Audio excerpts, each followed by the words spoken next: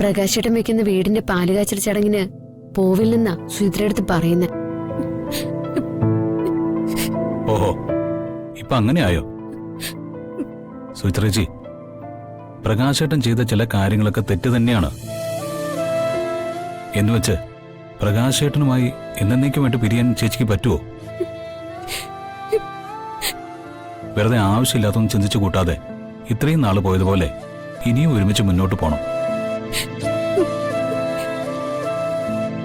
ഗോകുലിന്റെ ഭാവിയുടെ പ്രശ്നമാണ്. രണ്ടാളും തമ്മിലടിച്ച് അതില്ലാതാക്കരുത്. ചെല്ല്, പോയി മുഖമൊക്കെ കഴുകുക. ചെല്ല്. ജഗൻ പറഞ്ഞതുപോലെ കേക്ക് സുചിത്രടുത്തി. ഇന്ന് തന്നെ ഡൗൺലോഡ് ചെയ്യൂ. കാണൂ നിങ്ങളുടെ ഫേവറേറ്റ് ഷോസ്.